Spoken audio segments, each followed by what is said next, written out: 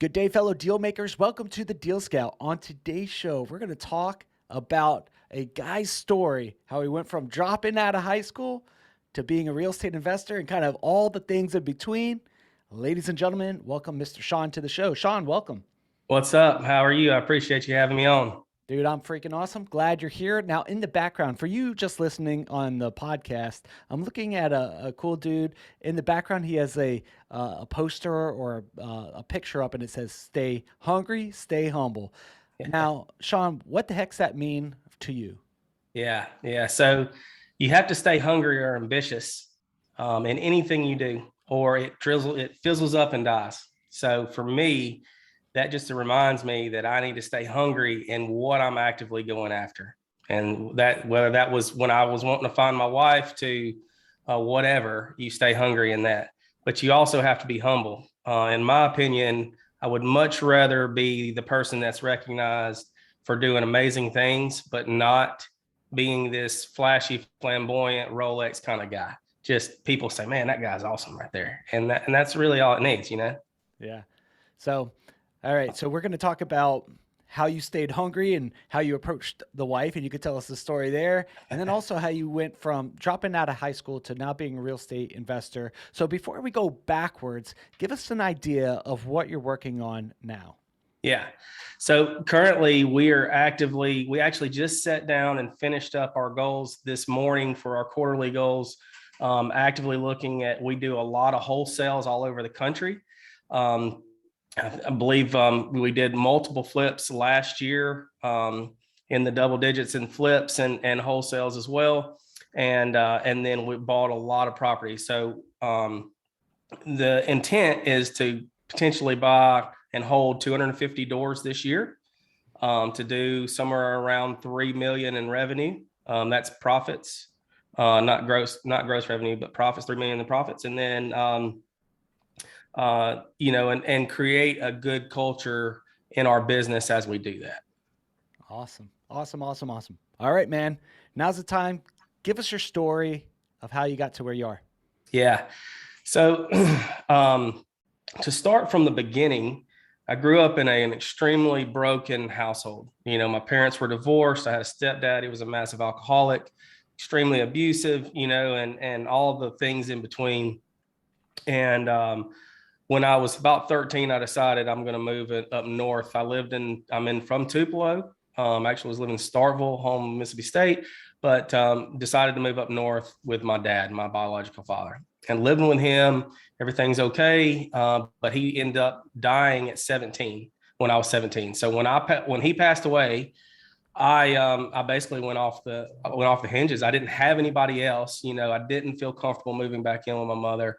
So it was one of those things where you just survive. You go into survival mode. And my coping survival mode was drugs, alcohol, and just getting away, trying to escape my mind. So dropped out of high school, life rocked on there for a while.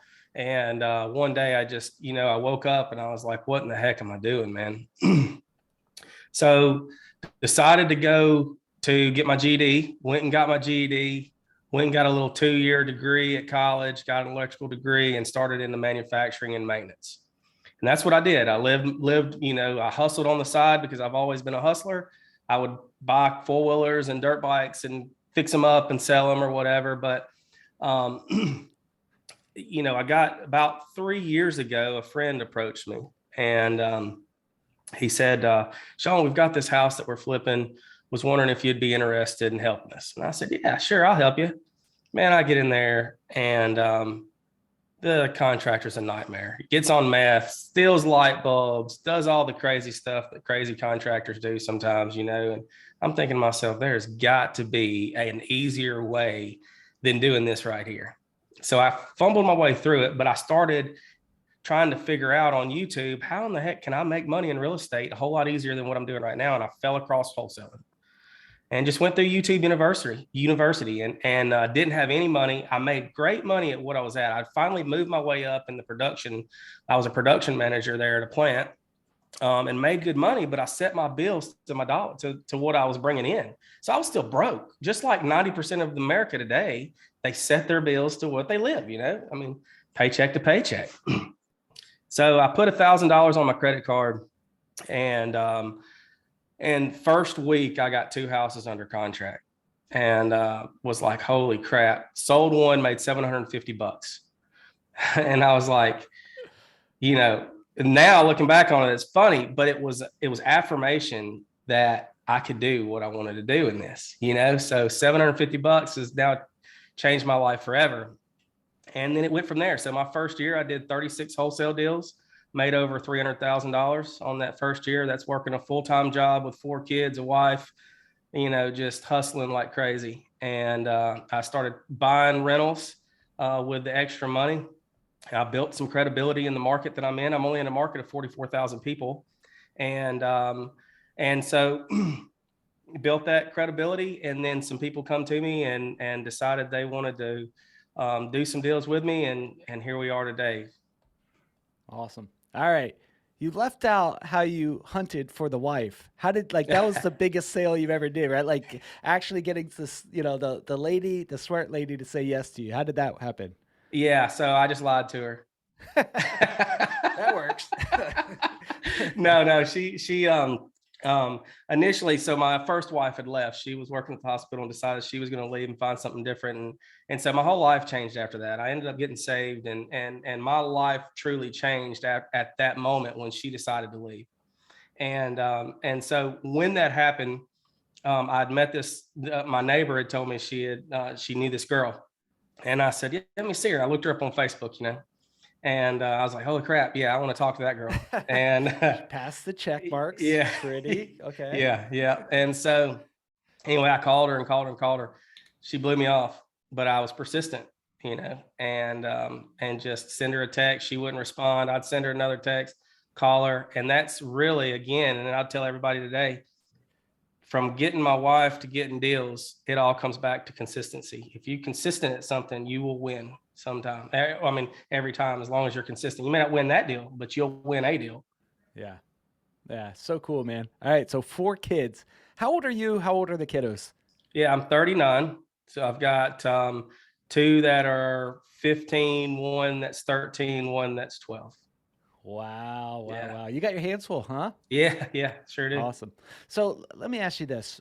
In this process, you're working your ass off, living paycheck to paycheck, making decent money. At the end of the day, you're broke. You got pulled into a deal to help some friends, and you go, this is interesting, but there's got to be a better way to do it. Yeah. YouTube University. What was the first thing you typed in, and who did you see where you're like, oh, if that guy could do it or that girl could do it, I could do it. Yeah. So YouTube University, I looked up how to make money in real estate without any money. And first person that popped up was Max Maxwell. I don't know if you know him. Yeah. And it was when he just came out with his RVM program, and he sold me on it, hook, line, and sinker. And that was my part of my expense was buying that RVM, but it got me my first 2 deals. Awesome. Yeah, there is definitely power in creating educational content and sharing, your story and putting yourself out there. So, first deal, you made $750. Yeah. Now, to me, like $1's a lot of money, right? But like 750 for a real estate deal, a lot of work, a lot of risk. It's not a lot of money on your first real estate deal. What inspired you to keep going and saying, you know what, maybe there's bigger profits, bigger deals, bigger money after this Mm, deal? yeah. Well, so what happens is you build a pipeline. So I got those 2 deals under contract, but then within the next couple of weeks, I had 2 other deals under contract, you know. And the thing is I only knew one buyer, and that buyer knew that I was fresh, I was green. So he jewed the piss out of me, he knew how to get me. Yeah. But I learned as I went. I mean, the best lessons are the bought lessons anyway, right? Now looking back on it, I would have made 20 grand on that deal. Mm-hmm. But it is what it is. And I paid, basically what happened is I paid for my course. So how did I know I could do it? Because I kept getting deals under contract. Yeah. Yeah. The best lessons are bought lessons. Man, I know that for sure because after interviewing thousands of people and billionaires and all these successful super people, like still somehow this guy had to figure it out the hard way. The school of hard knocks. Yeah. Yeah. Uh, so 36 wholesale deals first year, 300K on the side while working your full-time job, right? Did things change financially that first year? No, no, they didn't. And here's the reason why. So what I did is I took that money and I put it right back into the business. I invested in myself. I would go to these masterminds and pay whatever, 20 grand or whatever to get into rooms with people that were a whole lot smarter than me. And I knew I had to do that because I didn't know it all, and I knew I had to get in and understand and really learn from these people because I knew where I wanted to go. And so what I between doing that and then buying rentals on the side, which I still didn't bring any money back into my pocket because I was taking that rent and building up a little nest egg to cover if I had any repairs or anything like that. I didn't take any money out besides one thing, and that's what I promised my kids in this whole process. When I first started, I told them, I said, guys, I'm going to be working hard. I'm not going to be home. I'm going to be on the phone when I'm there. But if you'll hang out with me, I promise you, I'll take you to Disney World. And I did. So I took them to Disney World. And so that was the one thing that I did spend and splurge on was for the family. Dude, that must have been a really cool event. Like you're like working your ass off, broke as a joke. You finally land some cool deals. You tell the kids, look, we're all making sacrifices here. When I when I hit some things, I'm taking you guys to Disney World. That must have been an Yeah. emotional event for you. Tell us Yeah, it about was that. good. It was good. Yeah. I mean, they were tickled to death, and we had a blast. I mean, it was one of those things where you look back on it now that my kids had never been to Disney. They were tickled to death, and to be able to do the cool things like rent a house out, that's got this crazy surf thing behind it, and just doing the really cool stuff. Those memories are going to last a whole lot longer than the 6 months that I busted my hump that they didn't see me. And then now, as life is transitioning into what I'm doing now, 3 years later, I can spend time with them. I'm going Friday to go, talk on a class for one of my sons in his financial class. I mean, those kind of opportunities from the time that I hustled hard at the beginning has paid off substantially since. Yeah. So while you're doing this, like let's go back to when you were trading your time for dollar bills, right? Doing electrical stuff out of the plant. Are you still doing that, by the way? No, no, Okay, no, I'm left full that. time. Got it. So let's go back to when you were trading time for dollars, right? To now, things are a little different, right? Time is Sure. based on value. Yeah. Time's based on something different. Like, what was the biggest mindset shift or the biggest thing that you had to evolve into to become where you are today? Mm. Biggest thing that I had to learn is to hire out the things that I do not like to do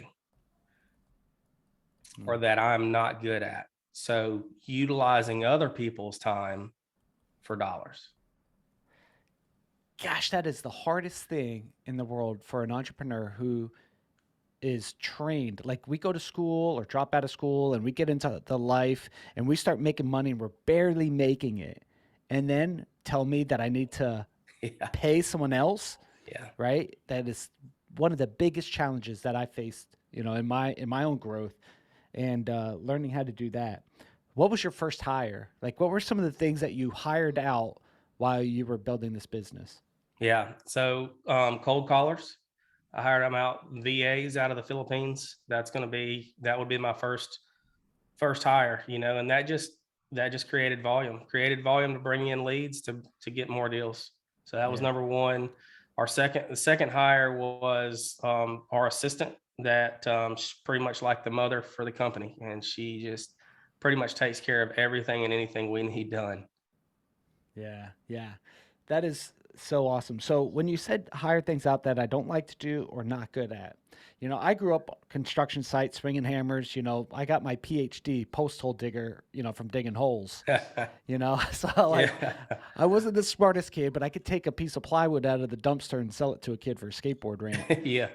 you know, so I I had this methodology that my dad taught me keep it in the family, learn how to do everything, be valuable, right? Versus hire out the things that you're not Mm, good at or the things you don't like to do. Let's just look at the things you just don't like to do, but that you're okay at. For the things that you're not good at, yeah, definitely let's get someone else. But Mm. what about the things that you just don't like to do? Why would you hire those out? Yeah, sure. So, for instance, let's talk about like accounting. I can do it. I had to do it when I was a production manager. It's part of what you have to do in a business, but I do not like to do it. And so I'll procrastinate, which then drags it out. And then at a certain point, then it's like a big mountain of mess. And I've got to now spend hours and hours and hours trying to fix the mess that I procrastinated because I don't like to do it. Hmm. And so instead of allowing that to happen, those hours that would be lost with me doing that, because that's how I allowed it to happen, I can take those hours now and utilize them to make more money. So I spend a little bit of money to make a whole lot more. Yeah. Yeah, that's so good. Here's the thing for the things that we suck at, we're like, yeah, I suck at that. I shouldn't be doing that. Right. That's kind of an easy decision. You got an extra $3 this month, right? Like, I'm Yeah. going to put it on things that I suck at. Yeah. But things that you're kind of okay at, but you just don't enjoy, what I find, and I'd love to hear your thoughts on this, what I find is if I don't like doing it and I'm really not the best at it, it won't get done or it won't get done well. Then it piles up like the receipts in the shoe boxes, or Yeah. like they just pile up on the desk or throw the receipts in the truck, and they just pile up over time, and then it becomes urgent, and then I have to turn everything else off to focus Yeah. on those. Is that kind of a similar thing for you? It's identical. Absolutely. Yeah, we Yeah. might be twin brothers, you know, but I have no clue where the hell is Tulupo. Where is Tulupo or Yeah, it's Tupelo? Tupelo. Tupelo, yeah. So it's in Mississippi. It's North Mississippi, about an hour and a half from Memphis, Okay, got it. south. Yeah. And yeah, so it's just a little town, man. But the big thing about Tupelo is the industry. So we have Toyota here, auto manufacturing, all the manufacturing jobs that really drive very good rental rates. You know, Ah, cool. And someone famous was born there. yeah, Elvis. Elvis, the Yeah, hometown of Elvis, huh? yeah, Yeah. yeah. So is everyone there like a fan? Does everybody wear his clothes and walks around with his haircut and talk like him? Yeah, yeah. If they did, I'd have to shoot them. But no, no. But they're most people at least know what's going on. I mean, he's got a little shotgun house he was born in. Everybody's been there. They say this is a little town. I mean, most of the people here. If you're an investor here, you know every investor. It's not like a big city. Yeah. Did you ever meet the first investor who gave you 750 when it should have been 20K? Do you ever like see him or I her? call them every once in a while just to give them crap. Yeah. What did he say? Was he just like, yeah, you're a newbie. I had to go for it. Everybody has to pay their dues. That's almost identical to what he said, actually. Yeah. All right, buddy. I'll see you on the next one. I'm going to Yeah. outbid you by like $2 on the next one That's just to it. screw you. Yeah. But it's fun, like especially in a little town, it's fun to have healthy competition. It's fun to have other people who are, doing the same thing, even if the first time they get you. Yeah. Yeah. You got to have that abundance mindset. I mean, really, don't have that scarcity mindset, because in all honesty, there's no way that one person can have all the deals out here, even in a small area like me. Yeah. All right. So the first year did about 300K. Is that revenue or profit to you? That would have been profit. Okay. Wow. Awesome job. Yeah. Nice work, Yeah. dude. That's a game changer. I know Yeah. you reinvested it fully and you took your kids to Disney. Freaking cool. Did you go Disney in Florida or did you Yeah. go West Coast? Disney in Florida. Okay, Yeah. cool. Very cool. The great country of Florida. I love Florida. We live in Central Florida, so Okay. about an hour from the Mickey Mouse. So from that year one, when did you quit the job? Mm. Let's see. It would have been um, July of 20. Yeah, July of 20. Wow, so pretty recent. Yeah, yeah, yeah. How did you do it? Did you go in there, flip over the tables, middle fingers up, and I'm out of here, everybody? Or No, no, I give them a month's notice and try to help them as much as possible. I wanted a good exit. yeah, Got it. So what has changed in you mentioned with the kids, right? Like you get to spend more time with them. You're going to go talk about some financial stuff, even though you said you didn't really like accounting, which is funny. What the heck are you going to talk to these kids about if you it's, don't? it's actually investing. So it's an investment class. Personal finance is what it's called. But Okay. his teacher was coaching him some things and or telling him some things, and I'm like, no, no, no, that's not right. Well, I need to talk to your teacher. And he said, well, you can come in. And I was like, oh my gosh. Well, he just offered for me to come up there and talk to the class, and she was like, yeah, absolutely. So we'll see. Wow. Yeah. All right. What things are they teaching wrong in school about investing? Man, it's the same thing that we've all learned when we grew up. Go to school, get a good job, pay your taxes. The whole thing that Robert Kiyosaki teaches, you know what I mean? So all the crazy stuff, but they don't tell you how to truly invest money. So they're telling them, you know, getting a loan from a bank to make an investment is a bad investment. You need to be taking your own money and putting it in a Roth IRA, 401k, which don't get me wrong, that's great for some people, but I can take that same amount of money that they're putting in that Roth 401k and compound it 3 to 4 times what they're able to do in real estate.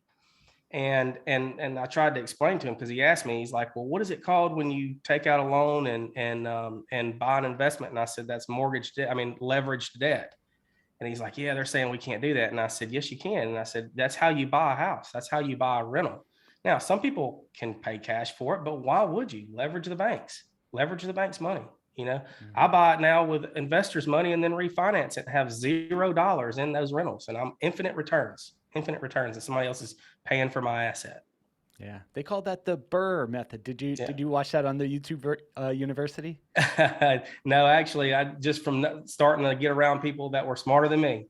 Awesome. Yeah. Awesome. All right. So what has changed in, what has evolved in your life even in your marriage, like since you started trading value for dollars and becoming an investor? What's changed? Hmm. The biggest thing I think that has changed in my life is the understanding and recognizing that I cannot do everything myself. So I look now for opportunities to have income, various different sorts of income, whether it be from real estate or not, that can make me money on the side without me being highly involved with it. Because what I've recognized with my kids, because they've gotten older, is they're about to go. I mean, I've got two that are 15, 3 more years, they're probably out. Man, that's short. So time is valuable. So I want to find other things to make money because honestly, you can go out the door, anybody can, and especially now, and make money today. Yeah. Yeah. So you've got active investor and you're looking for passive investments right now, Yeah. right? Yeah. So your main gig is your active investments and the things, the houses, the fix and flips, the buy and hold. You said you want to get 200 doors, 250 doors this year? Yes, sir. Okay. hmm Is that going to be single family, multifamily, commercial? What are you It's looking all the for? above. So, we buy currently, I've got mini storages, I have apartment complexes, I have mobile homes, RV parks, single family houses. So anything and everything right now currently. So if it makes money, I'll buy it. Very cool. Very cool. So as you're buying stuff, like what is the give us an example of best deal, worst deal ever. Oh man, I've got the best deal. I know for sure. Best deal was I had wholesaled a lady's house here in Tupelo, made 5 grand on the wholesale deal. And, and she called me up one day and she said, Sean, she said, do you buy land? And I said, yes, ma'am, Miss Ruff, I buy land. And she said, okay, well, would you mind coming to my birthday party? And I said, sure. Of course, we had hit it off. Her son had been in ICU. So we were in the living room. We prayed for her son during that transaction because we can go back to it later. But my motto is care about people, not about profit. Okay. Mhm. That's what I live by. But anyway, so we hit it off and so I went to her birthday party and she's got this piece of paper, and it was 23.22 acres of land. And she said, I said, well, how much you want for it, Miss Ruff? And she hands me a tax paper, and it was $6,700. And I said, are you sure this is what you want? She said, honey, the highways done paid me for what I want out of this land. She said, I want to be a blessing. So she sells me this 23 acres, and the highway split it. So I took half of it, which is about 18 acres, and I put it on the market and sold it for 50 grand.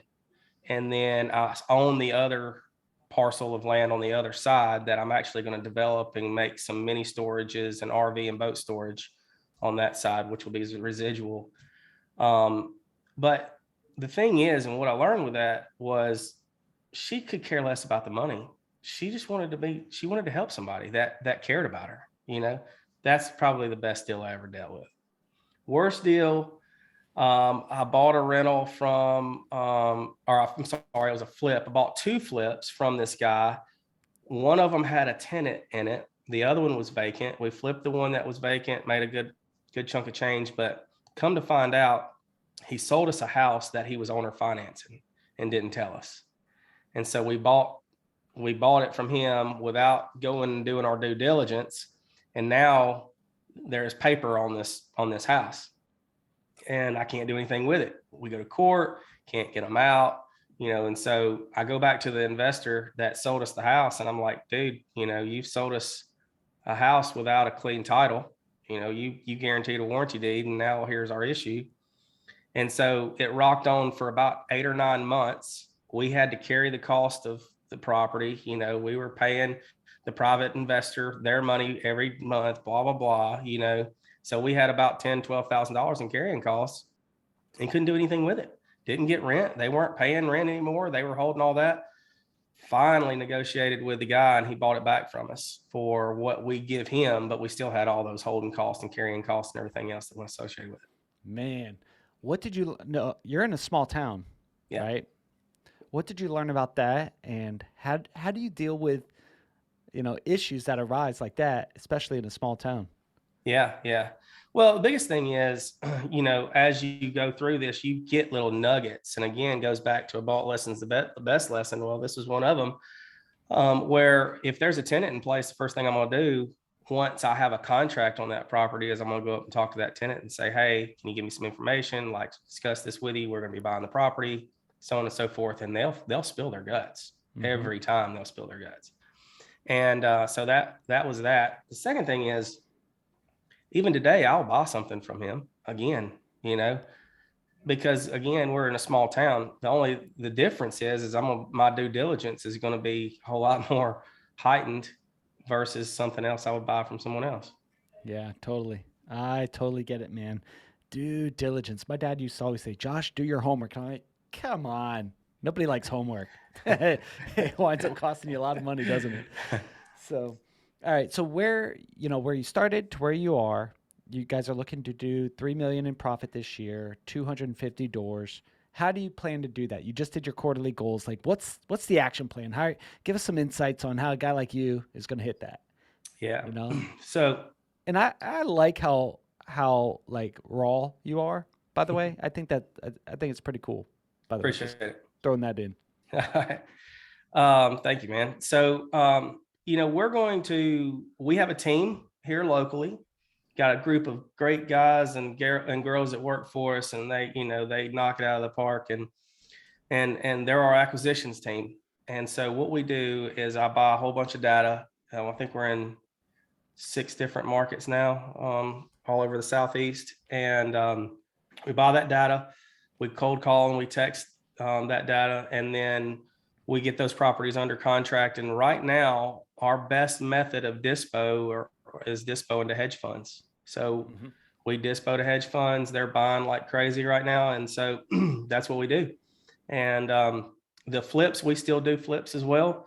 We have limited the amount of flips that we've done that we're doing moving forward, just because, man, contractors are tough. We have some really good ones, but if you're trying to do 20 flips at one time, we had 20 going last year at one time. You talk about a nightmare. Okay, it was an absolute nightmare. And so, we just trying to cut back on that because I want to keep hair on my head. And so that's where we're going. We're wholesaling. We're more focused on wholesaling. I think that's a scalable model. I can get in 30 different states in wholesale and have a return in 30 days versus doing a flip and making a more of a profit. But it's 5, 6, 8 months out and so on and so forth. So that's where we're going this year moving forward. We're still going to do flips here and there. But then on our commercial side, we're actively looking for properties. So we utilize our investor money and we take that investor money and take down properties. Yeah. So you're going into a new area that you don't know, maybe you've never been. How do you even know what to offer the people getting into a wholesale deal? Mm. Well, I'm not great at that. So I'm not good at the strategy side. Really, I'm always very conservative on my price anyway. Hmm. And then we target the people that we can help. So the biggest thing, I guess, is you just kind of trial by fire, and open with the people and say, look, this is a brand new market for us. We don't really know it. If you'll work with us on this for the next 30 days or so, we'll see if we can work this out together. If it doesn't work, no harm, no foul on your end, or no harm, no foul on mine either. But if you'll work with us and let us try to get our bearings in this new market, this is how, and that's kind of how we do it. We Yeah. partner with them instead of, you know, Okay.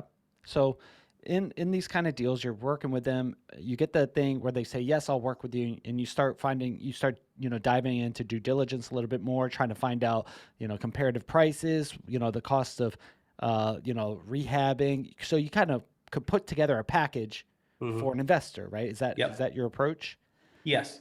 Okay. Yes. Yeah. So Well, what for the hedge funds. for the hedge funds? Okay. Yeah.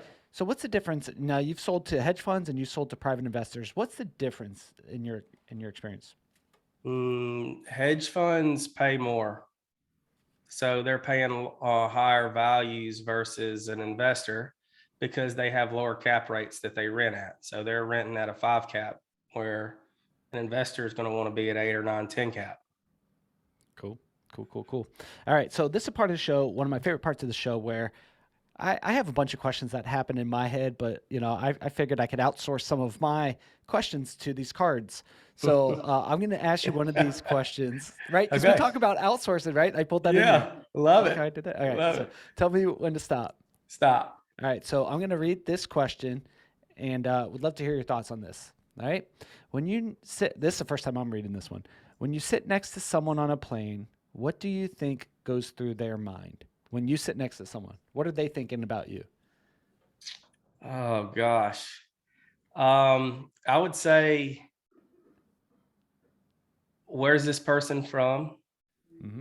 Have they been exposed to COVID? Yeah, there's a lot of that questioning, especially if they're uh, flying over from East Coast or West Coast. I yeah, mean, yeah. yeah. And are they good people? I think that's probably something that people think about when they sit next to somebody else. Yeah. All right. So let's just say you have some downtime. You've done a big deal. You've closed 36 extra homes, 250 doors, whatever, and you have some extra time to celebrate.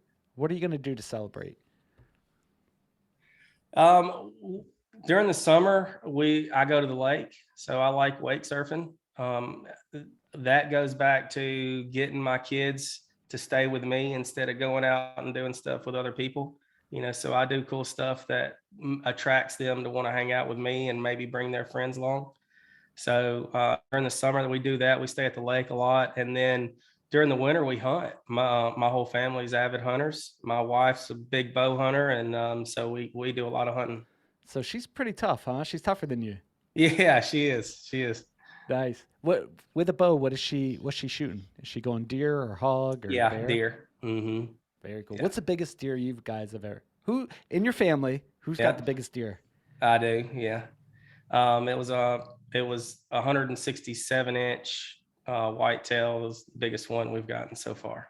Very cool. Very cool. Yeah. So through this year, like you're going after, 250 doors. Like, what do you think, in your experience, where do you think the market's heading and what we're experiencing? We're recording mid-February 2022. What are you feeling in the marketplace? What are you feeling Mm, about deals? yeah. Well, deals are getting harder to find. Inventory is getting slimmer because builders are not building what they were 3, 4 years ago. So inventory levels are lower. Um, the market this year is going to continue to be hot because inventory is low, in my opinion.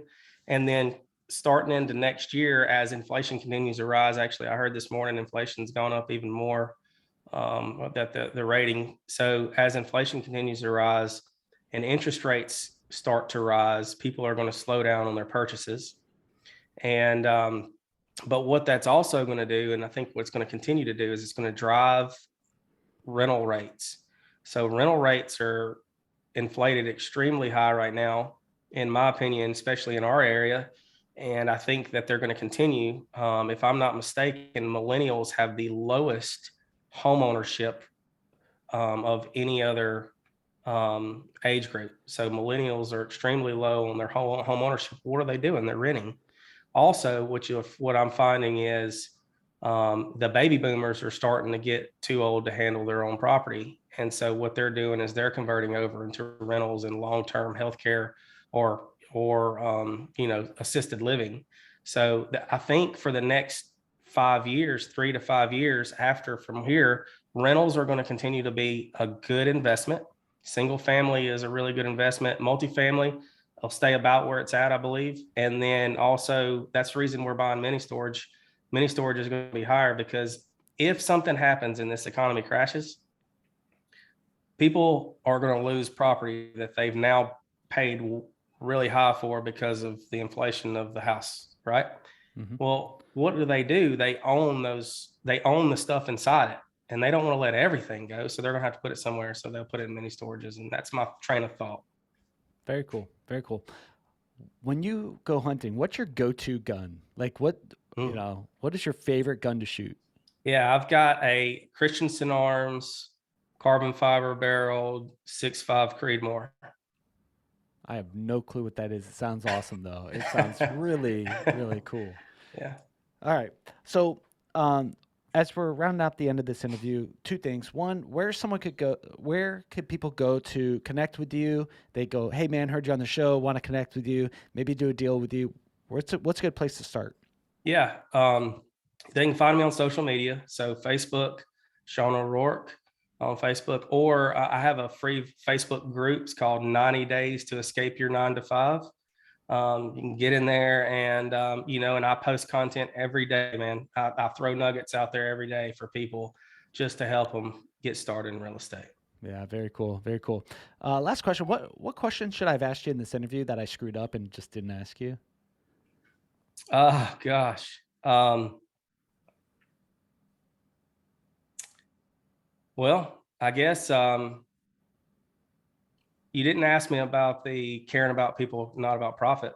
Why don't you tell us a little bit Yeah. about caring about people, not about profit? Yeah. So one thing that when you get into any type of sales period, um, people like to talk about themselves. And as you go into, let's say you walk into a house and you're talking to somebody and you know, you start to look around and you get an understanding of that person.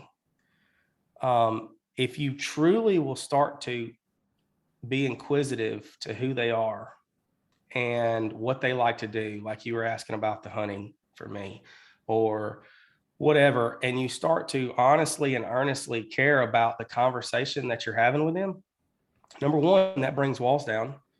Number two, there's a potential you might make a long term friend. And three, once you do that, you're going to make money because why would they want to work with anybody else on anything else if somebody is coming in and honestly cares about who they are and what they do instead of going in saying, what do you want for your house? How long can we close? Instead of caring about all of that, they honestly care about them as a person. Hmm. And that's a motto you live by. And you shared a result of that, like a financial result, like because you cared about someone, they cared about you and handed you a hell of a deal where you Yeah. did really well on. Has it ever backfired on you? Oh yeah. Heck yeah, it does. Yeah, because we're all creatures of sin, right? So like at some point we're selfish, me included, and sometimes people's selfishness gets the best of them, and so they'll treat other people wrong because of it. But yeah, I mean that's part of life. I mean, it doesn't matter. You can, as a person, and I tell people this, you can cry about and get all tore up. You hear it all the time. My life is what it is because of what's happened to me. You know, I'm reacting the way I'm reacting because of what happened to me in my life. That's a bunch of crap. Your life is what it is because of the decisions you make right now. From here moving forward is why your life is the way it is, not the past. That's the past. You can't change it. You can't move it, right? What it is from here moving forward is what your life truly is. Man, that's cool. All right, one more time, tell people where they could go to connect with you. Yeah, I think the best one would be that Facebook page, 90 Days to Escape Your 9 to 5. You can also go on Instagram. I'm bearded_investor. Or you can check me up on my personal Facebook page. Um, and go from there. Just reach out to me, man. I'd be happy to do deals. Like I said, we do deals all over Southeast, and I could do that. Or if you have any questions, I'd be happy to help you on anything getting started to more sophisticated investing, on larger multifamily deals, whatever. Awesome. Well, Sean, I appreciate you coming on the show. Fellow deal makers in the audience, as always, reach out to our guests, say thank you for being on the show. Find a way to connect and do deals with people, especially if you want to do some deals where Elvis was born. Hey, that's pretty cool. So, as always, connect to our guests. If you yourself are working on a deal or looking for a deal and want to talk about it here on the show, head on over to thedealscout.com, fill out a quick form, and maybe get you on the show next. Till then, talk to you all on the next episode. See you guys. So yeah.